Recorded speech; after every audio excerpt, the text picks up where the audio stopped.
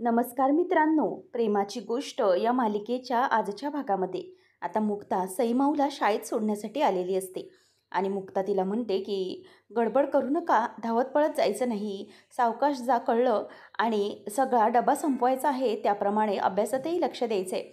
ठीक आहे. त्यावेळेला मग आता सई म्हणते की ओके मुक्ताई, आणि मग सई तिकडून निघून जात असते. त्याच वेळेला आता मुक्ता ही सईला सोडून पुन्हा घरी जाण्यासाठी निघालेली असते. त्याच वेळेला तिचं लक्ष हे मागे जातं आणि समोरून तिच्या आधी चाललेला असतो. आता आधीला पाहिल्यावर ती त्याचा हात धरते आणि म्हणते की आधी बाळा, एक मिनिट थांब, तू कसा आहेस असं म्हणून ती त्याला विचारते. त्यावेळेला आदित्य काही उत्तर देत नाही. मग ती म्हणते की आदित्य, तुला माहिती आहे कालची बर्थडे पार्टी कंप्लीट झाली ना, तेव्हा खरंच तू आलास म्हणून खूप मजा आली होती अरे. परंतु तुला सांगू की काल तुला फॅमिली फोटो काढायचा होता ना रे. सॉरी, तुला तो फॅमिली फोटो काढता आला नाही. परंतु तुला एक सांगू का मी, की तू गेल्यानंतर ना आम्ही कोणीही तो फॅमिली फोटो काढला नाही, कारण तू तिथे नव्हतास ना. मग तू जर फॅमिलीत नसशील तर मग आपला फॅमिली फोटो कम्प्लीटच कसा होईल रे राजा. म्हणून मग मी फॅमिली फोटो काढलाच नाही. इनफॅक्ट कोणीच काढला नाही आहे फोटो तू गेल्यानंतर, असं मुक्ता त्याला समजावत असते. नंतर मग आता मुक्ता म्हणते की आधी बाळा, मला माहिती आहे की तुला खूप आनंद झाला होता. तू आला होतास ना, तेव्हा मग सईला पण खूप आनंद झाला होता. आम्हा सगळ्यांना तू हवा आहेस, सगळ्यांना तू घरात हवा आहेस, आणि स्पेशली तुझ्या बहिणीला म्हणजे सईला सईला तर तिचा आदित्यदादा खूप हवा आहे. म्हणूनच ती देवाकडे प्रार्थना करत होती सारखी की आदिदादा पुन्हा तिच्याकडे यावा. परंतु मग आधी काहीच बोलत नसतो, तो मान खाली घालून असतो. मुक्ता म्हणते की आधी बाळा, आय नो तुला आता काय वाटत असेल, तुला या सगळ्याचा खूप त्रास होत असेल ना. परंतु मला कळतं आहे की तुझी सध्या काय मनस्थिती आहे, तू कुठल्या फेजमधून जात आहेस. परंतु एक लक्षात ठेव, किती काही झालं तरीही आम्ही सगळेच जण चुकतो रे. तुझ्या बाबतीत काय घडतंय हे मला माहिती आहे. सध्या तुझ्या बाबतीत खूप चुका होत असतील, परंतु तुझी मम्मा, सागर पप्पा काय किंवा मी काय, आम्ही थोड्याफार प्रमाणात चुकतच असतो. आणि असं नाही आहे की मोठी माणसं आहेत म्हणून चुकत नाही, तेही चुकतात, त्यांच्याकडूनही चुका होतात. परंतु ठीक आहे ना, वेळोवेळी ते सुधारल्या जातील. आणि आधी बाळा, तू आहेस ना, तू आता मोठा झाला आहेस, समजूतदार झाला आहेस, शहाणा झाला आहेस. त्याच्यामुळे जर कोणाचं काही चुकत असेल ना, तर मग तू बिनधास्तपणे सांगू शकतोस आणि आम्ही त्या चुका नक्कीच सुधारू. तू काळजी करू नकोस, तू लहान आहे म्हणून तुला काही आम्ही बोलणार नाही. तू त्या चुका दाखवून देऊ शकतोस, आम्हीही चुकू शकतो, हे आम्हाला माहीत आहे. असं आता मुक्ता त्याला अगदी समजावून प्रेमाने सांगत असते. परंतु तो काहीच बोलायला तयार नसतो. त्यावेळेला मुक्ता म्हणते की आधी बाळा, काय झालं आहे, मला माहिती आहे की तुलाही त्या फॅमिलीत यावंसं वाटतं. तुझं काय मत आहे आधी बाळा या सगळ्यावर, सांग ना. तुलाही यावंसं वाटतं ना त्या फॅमिलीमध्ये, तुलाही घरी राहावंसं वाटतंय ना सगळ्यांसमोर. तो गप्प असतो. तेव्हा मुक्ता म्हणते की आय एम सॉरी, मी पुन्हा हा विषय काढणार नाही. परंतु आधी, अरे मला सांग की तू तू इथे या वेळेत काय करतोयस. नाही म्हणजे तुझं स्कूल टाईम आहे ना, मग तिथे त्या वेळेत तू काय करतोयस, असं आता मुक्ता त्याला विचारते. त्याच वेळेला तो काहीच बोलत नाही. मुक्ता म्हणते की आधी बाळा, अरे असं करायचं नाही. अरे हा स्कूलचा वेळ आहे, मग स्कूलच्या वेळेला बाहेर, स्कूलच्या आवाराबाहेर जायचं नाही. अरे टीचरला माहीत नसतं आणि आपल्या पालकांनाही माहीत नसतं, असं कुठे निघालायस तू. असं कुठेही जायचं नाही बरं का. आपलं टीचर असतात, त्यांचा वर्ग किंवा काही सोडून कुठेही जायचं नसतं. सांग मला नक्की तू काय करायला चालला होतास, कुठे निघाला होतास तू स्कूलच्या बाहेर. तेव्हा मग आता आधी हा खूप इमोशनल झालेला असतो. मुक्ता म्हणते की आधी सांग ना रे, काय झालं आहे, तू स्कूलच्या बाहेर का निघाला होतास. तेव्हा मग तो म्हणतो की मुक्ता आंटी, सावनी मम्माने या टर्मची माझी फीस भरली नव्हती, म्हणूनच मग टीचरने मला वर्गात खूप सुनावलं, मला खूप इन्सल्टिंग फील झालं आणि मला वर्गाबाहेर काढून दिलं. म्हणूनच मी वर्गातून निघून आलो आहे. मला खूप वाईट वाटलं की त्यावेळेला टीचरने सगळ्यांसमोर माझा इन्सल्ट केला. तेव्हा मग मुक्ताला कळतं की आधी का डिस्टर्ब आहे. मुक्ता त्याला जवळ घेते आणि म्हणते की आधी बाळा, प्लीज शांत हो, असा कुठलाही विचार चुकीचा करू नकोस. थांब, तुझी फीस भरलेली नाही आहे ना, काळजी करू नकोस. अरे मम्माने फीस भरली नाही म्हणून काय झालं, सागर पप्पा आहे ना, मी पप्पाला सांगते, पप्पा लगेच तुझी फी भरून टाकेल. ठीक आहे, अजिबात काळजी करायची नाही, कोणत्याही प्रकारची चिंता करायची नाही. पप्पा आहे ना सागर पप्पा, तो तुझी फीस भरेल, तू अजिबात काळजी करू नको. परंतु हे बघ, आता इथून पुढे अशा कोणत्याही प्रकारे स्कूलच्या बाहेर जायचं नाही, कळलं बेटा. असं एकटं कुठेही बाहेर जायचं नाही. तो आता एक काम कर, तू जा वर्गात बस जा जाऊन, मी टीचरशी बोलते आणि पप्पाला फीस भरायला सांगते. तेव्हा मग ती त्याला जायला सांगते. तेवढ्यातच आधी हा पटकन मागे येतो आणि मुक्ताला मिठी मारतो आणि म्हणतो की थँक्यू मुक्ता आंटी, तेव्हा मुक्ता त्याला शांत करते आणि म्हणते की आधी बाळा रडायचं नाही, सगळं काही व्यवस्थित आहे, आम्ही आहोत ना सगळेजण तुझ्यासाठी, तू अजिबात काळजी करू नकोस, असं म्हणून ती त्याचं सांत्वन करते. आणि नंतर मग मुक्ता ही आदित्यचे डोळे पुसते आणि त्याला म्हणते की आधी बेटा अजिबात काळजी करू नकोस, आम्ही सगळेजण आहोत, सागर पप्पा आहे, तू अजिबात घाबरायचं नाही. आणि ती त्याचे डोळे पुसते आणि म्हणते की यू आर ऑलवेज वेलकम बेटा, असं म्हणून मोस्ट वेलकम असं म्हणून ती त्याची डोळे पुसते आणि म्हणते की जा आता जाऊन तुझ्या रूममध्ये बस, जा जाऊ पाहू, मी बोलते पप्पाशी, सगळं काही व्यवस्थित होईल, तू तुझ्या क्लासरूममध्ये जा, व्यवस्थित जा हां, असं म्हणून ती त्याला जायला सांगते. आणि नंतर इथे आधीच्या त्या सिच्युएशनचं मुक्ताला खूपच वाईट वाटलेलं असतं. आता मुक्ता क्षणाचाही विलंब न करता लगेच सागरला कॉल लावते आणि म्हणते की हॅलो हां सागर, मला तुमच्याशी जरा महत्त्वाचं बोलायचं आहे. आणि आता सागरशी घडलेला सगळा प्रकार हा मुक्ता त्याला सांगते आणि मग सागरला सांगते की त्याची फीस देखील भरायची. आणि हे सगळं सांगत असताना सागरला देखील खूप वाईट वाटतं आणि मुक्ता ही सांगते की आता आम्ही आधीला क्लासरूममध्ये पाठवलं आहे, परंतु तुम्ही प्लीज त्याची फीस भरून टाका, मी टीचरशी बोलते, असं सगळं आता इथे मुक्ता ही सागरशी बोलते. आणि नंतर जाणाऱ्या आदित्यकडे ती पाहतच राहते. त्यानंतर आपल्याला पाहायला मिळतं की इकडे सावनी तिचे नेलपेंट लावत असते. त्याच वेळेला आता तिथे दरवाजा वाजतो. ती म्हणते की आधी तर शाळेत गेलाय, मग आता या वेळेमध्ये कोण आलेलं असेल, येस कम इन, आणि सगळा नाश्ता वगैरे तर झालाय, मग आता कोण, असं ती विचार करते. आणि हो आतमध्ये या, असं ती कोणाला तरी सांगते. त्याच वेळेला मग आता ती व्यक्ती आतमध्ये येते आणि मग तो एक वेटर असतो, तो म्हणतो की मॅम, तेव्हा मग सावनी म्हणते की मी तर काही ऑर्डर नाही केलं आहे, तुम्ही कशाला आलायत. तेव्हा मग तो म्हणतो की मॅम तुमचं बिल, तुम्ही आत्तापर्यंत या हॉटेल रूममध्ये राहताय त्याचं बिल 25,000 रुपये झालेलं आहे, तेव्हा मग आत्तापर्यंतचं बिल प्ले करा, असं तो म्हणतो. तेव्हा मग आता सावनी ही खूप चिडते.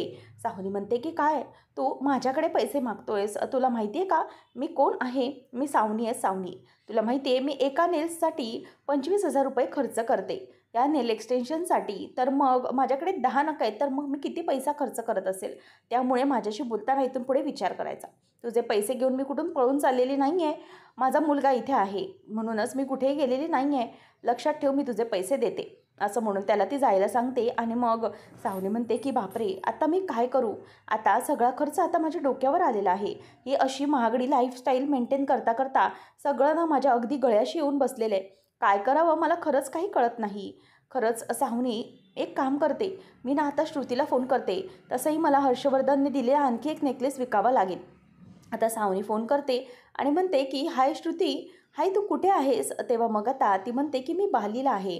तेव्हा मग ती म्हणते की बाली, सो लकी यू, खरंच खूप छान, मला ना ॲक्च्युली एक नेकलेस विकायचा होता. तेव्हा ती मैत्रिणी सांगते की मी बाहेर आहे, आपण नंतर बोलूया. मग आता इथे सावनी म्हणते की बघितलं, इथे मस्तपैकी लोक पिकनिक करतात, पिकनिक घालून एन्जॉय करतात आणि मी मात्र इथे हॉटेल रूममध्ये सडत बसली आहे, काय करायचं ना मला खरंच काही कळत नाही. एकतर हा सागर पण पैसे देत नाही, परंतु मला लवकरात लवकर एक नेकलेस विकावंच लागेल, असा ती विचार करत असते. त्यानंतर आपल्याला पाहायला मिळतं की इकडे चहा प्यायला नंतर मिहीर हा दुसरा कप आणण्यासाठी म्हणजे साखर घेण्यासाठी म्हणून येत असतो. तेवढ्यातच तिथे आता कोमल ही सेल्फी काढत असते. त्याच वेळेला आता कोमल म्हणते की काय झालं आहे मिहीर. तेव्हा मिहीर म्हणतो की अगं ते काय नाही, तुझा फोटो काढतेस ना, म्हणून म्हटलं की आपल्या दोघांचाही छान असा सेल्फी काढावा, म्हणून मग मी फोटोमध्ये आलो. तेव्हा मग ती म्हणते की अच्छा ओके, म्हणजे चहा चांगला झाला आहे ना. तेव्हा तो म्हणतो की हो हो खूप छान झाला आहे. म्हणून आता इथे तो साखर घेता घेता राहतो आणि मग कोमल त्याला म्हणते की चल ठीक आहे आपण दोघंही फोटो काढूया, असं म्हणून आता दोघं फोटो काढायला जातात. आणि कोमल म्हणते की चल आता ना मी पण येते, आपण दोघंही नाश्ता करूया. तेव्हा मग तो म्हणतो की खरंच खूप छान. तेव्हा मग ती म्हणते की सांग ना पोहे कसे झाले आहेत. तेव्हा तो खायला बघतो आणि नंतर म्हणतो की अगं उत्तमच झाले असणार आहेत पोहे, बघ ना किती सुंदर दिसत आहेत ते. त्याच वेळेला मग आता ती म्हणते की ठीक आहे खा. आणि मग तो खायला लागतो. त्याच वेळेला आता खाताना थोडा विचार करत असतो की चहा असा झाला आहे तर पोहे कसे झाले असतील बाबा, म्हणून तो पोह्याचा एक घास खातो आणि तोंड बाजूला करून तोंड अगदी वाकडं तिकडं करतो, कारण पोहे अगदीच खारट झालेले असतात. तेव्हा मग कोमल विचारते की मला सांग ना मिहीर कसं झालं आहे सगळं. तेव्हा मग तो म्हणतो की अप्रतिम, अगं खूप छान, दे इकडे दे ती प्लेट पण मला दे, मला खाऊ दे, मला हे सगळे संपवायचे. तेव्हा ती म्हणते की अरे अरे मला हे सगळं खाऊ देत ना, मलाही बघायचे कसे झालेत ते, इनफॅक्ट मी खूप बनवलेत आहे अजून तुझ्यासाठी. तेव्हा मग आता तो म्हणतो की ठीक आहे, नको राहू देत, हे मला खायचेत ना, मी खातो, राहू दे, तू खाऊ नको, मी तुझ्यासाठी मस्तपैकी ब्रेड ऑमलेट आणि कॉफी बनवतो. तेव्हा मग ती म्हणते की नको, अरे राहू दे, मला खाऊ देत ना, मलाही टेस्ट करायची आहे. असं म्हणून ती त्याच्या हातून आता काढून घेते आणि शेवटी मिहीरचा नाईलाज झालेला असतो. आता कोमल ती प्लेट घेते आणि खायला लागते. एक घास खाल्ल्यानंतर कोमल अगदी चक्रावते. मिहीर म्हणतो की कोमल थांब थांब. तेव्हा ती आता अगदी तोंड वाकडं करून त्याच्याकडे बघत असते आणि मिहीरचंही तोंड अगदी वाकडंच झालेलं असतं. आता कोमल म्हणते की हे काय मिहीर, अरे तू काहीच बोलला नाही आहेस मला, आता मला सांग हा चहा तरी कसं झालं आहे ते बघू दे. म्हणून ती चहा प्यायला घेते. तर चहा पिऊन देखील ती अगदी स्वतःचं तोंड अगदी वाकडं करते आणि म्हणते की हे सगळं काय झालेलं आहे, हे काय बनवलं आहे मी, असं म्हणून ती वैतागत असते. त्याच वेळेला आता मिहीर म्हणतो की शांत हो कोमल, शांत हो. तेव्हा मग ती म्हणते की कशी शांत हो, हे सगळं मी काय बनवलं आहे, किती घाण झालं आहे हे सगळं, याला अजिबातच चव नाही आहे. अरे या पोह्यांमध्ये मीठ जास्त पडलं आहे, चहामध्ये साखर कमी आहे, खरंच खूप घाण झालं हे सगळं आणि तू काहीच बोलला नाहीस. नंतर मग आता इथे मिहीर म्हणतो की माझ्या बायकोच्या बनवलेल्याला काही नावं ठेवायची नाहीत हां, माझी बायको ही कायम चांगलंच बनवेल. तेव्हा मग ती म्हणते की कसलं चांगलं, काहीच चांगलं झालेलं नाही आहे, हे किती खराब झालं हे सगळं. त्याच वेळेला मग आता इथे कोमल म्हणते की नाही, अरे ह्याला काही चवच नाही आहे, असं कसं खाणार आहेस तू. तेव्हा मग तो म्हणतो की काळजी करू नकोस, अगं मी तुला कुठे म्हणालोय, हळूहळू तुला जमेल हे सगळं. अगं सुरुवातीला नाही जमणार हे सगळं, प्रेम मैत्री संसार हे सुरुवातीला नसतंच जमत, पण हळूहळू सवयीने ते सगळं जमत जातं ना, रुळत जातं, रुचत जातं, तसं सगळं काही व्यवस्थित होईल.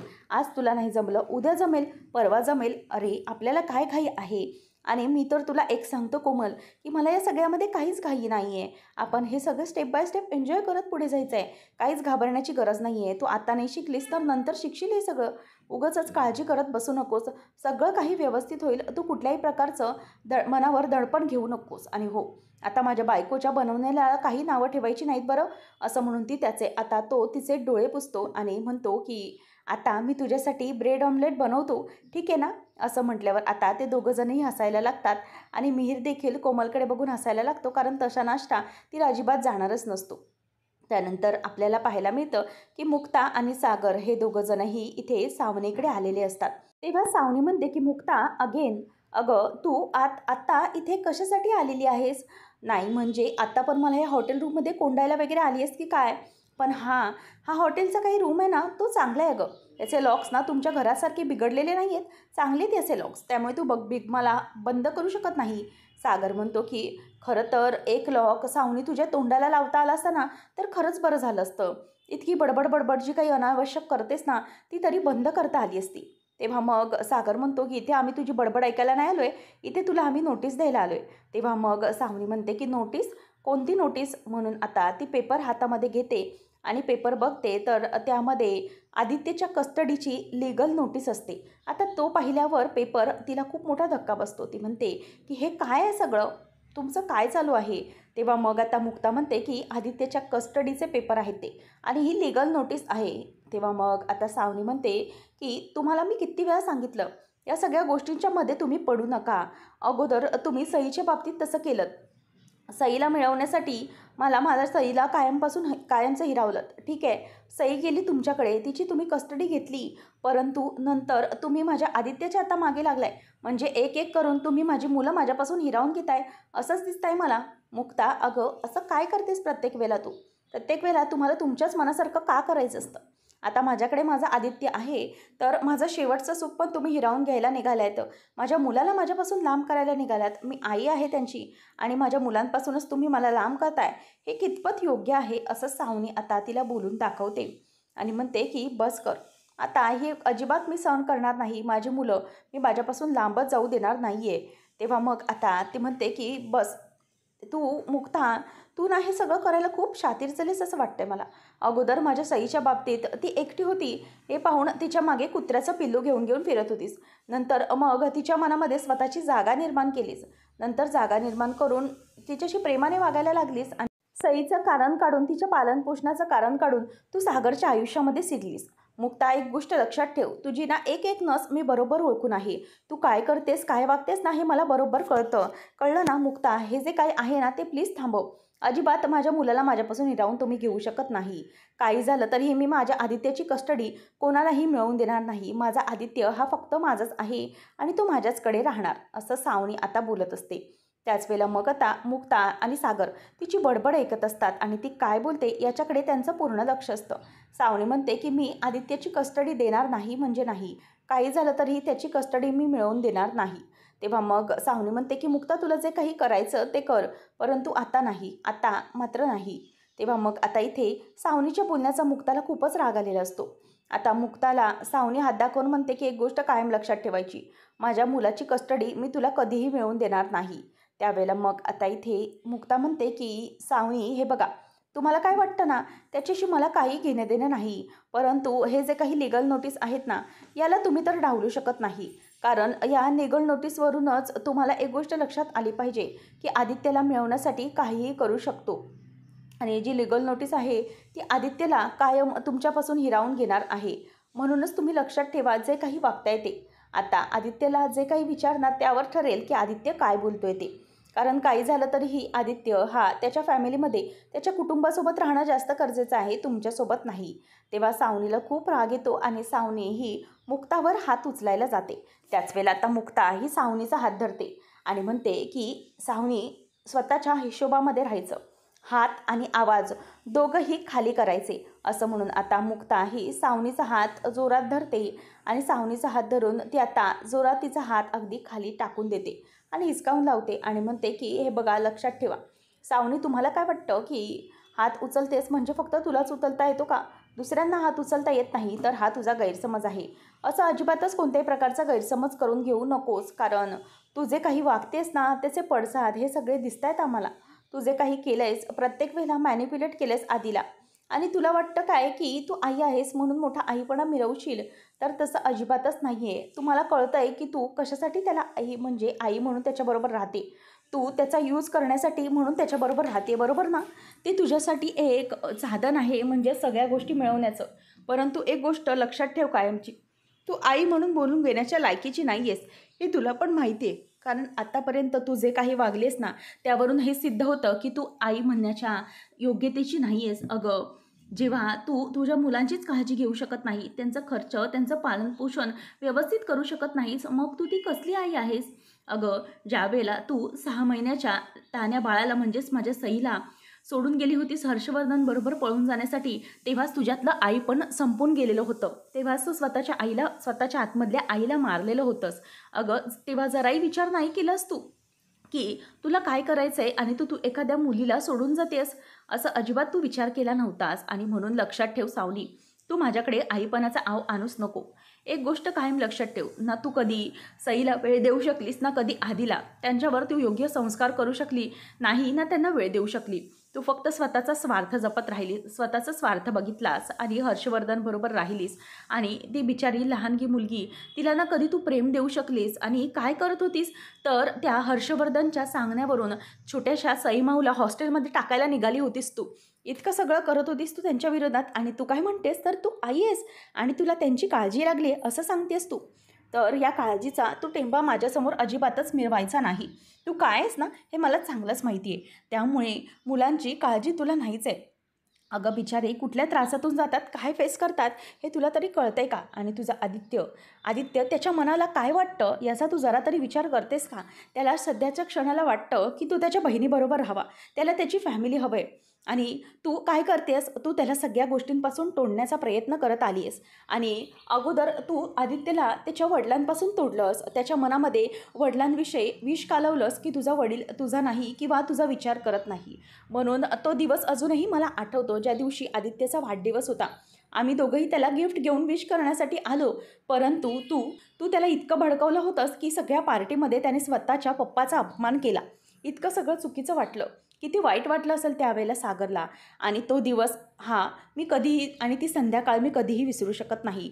तो दिवस होता आणि आजचा हा दिवस आहे, हा सागर आणि आदित्यचा दिवस आहे. कारण आदित्यच्या मनामध्ये त्याच्या पप्पाविषयी आता सॉफ्ट कॉर्नर निर्माण झाला आहे आणि पप्पाचं प्रेम त्याला आता कळू लागलं आहे. त्यामुळे तो आता काहीही चुकीचं करू शकत नाही. तो आता मोठा झाला आहे आणि समजूतदार झाला आहे. त्यावेळेला मग सागर म्हणतो की तुझ्याकडे ना त्याच्या पालनपोषणाची जबाबदारी व्यवस्थित होऊ शकत, ना पैसे नाही आहेत त्याचं पालनपोषणासाठी, ना तू खर्च करू शकतेस त्याच्यासाठी कोणताही शिक्षणाचा किंवा कुठलाही, ना घर आहे ना कुठल्या गोष्टी तू त्याला व्यवस्थित देऊ शकते.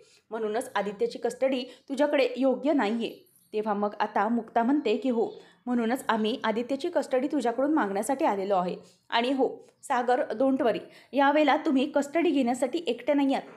यावेळेला मी पण तुमच्यासोबत आहे. आपण दोघंजणही मिळून आता आदित्यची कस्टडी मिळवायची आहे, असं आता इथे मुक्ता ही सागरला म्हणत असते.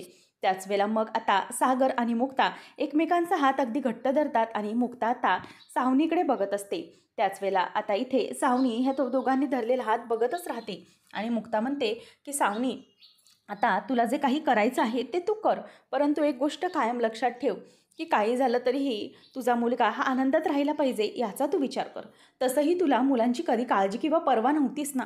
तुला फक्त स्वतःचं जगायचं होतं. स्वार्थी आयुष्य, लॅविश आयुष्य जगायचं आहे. मग ते तुझं तू जग ना. आदित्यला त्याच्या कुटुंबाकडे परत दे. अगं आदित्य त्याच्या कुटुंबाकडेच आनंदी राहू शकतो. ह्या गोष्टीचा एकदा विचार कर शांत डोक्याने.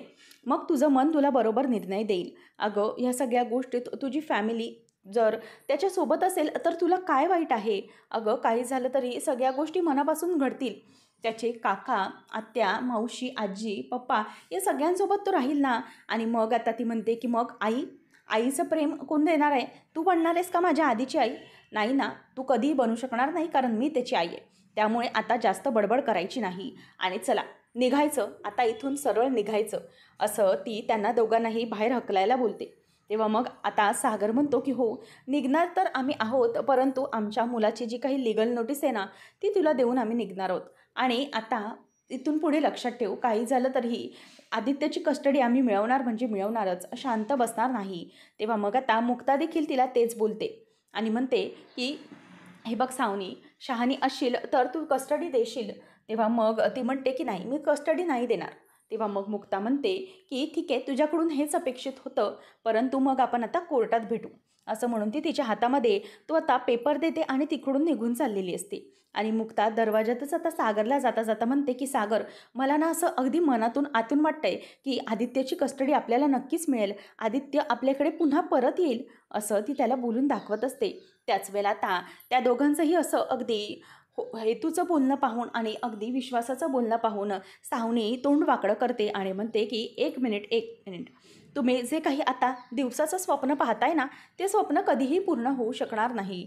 मी ते पूर्ण होऊ देणार नाही. आदित्यची कस्टडी मी तुम्हाला मिळवू देणारच नाही, असं सावनी त्यांना म्हणत असते. त्याच वेळेला आता इथे सागर हा सावनीकडे बघतो आणि म्हणतो की हे बघ, काही झालं तर ही कस्टडी आम्ही मिळवणारच. आणि मग सावनी ही मुद्दामच म्हणते की ठीक आहे, तुम्हाला खूप मोठे विश्वास आहेत ना, चालेल, तुमचे दिवसाचे स्वप्न तर सोडा, मी पहाटेची स्वप्नही ही सावणी पूर्ण होऊ देणार नाही.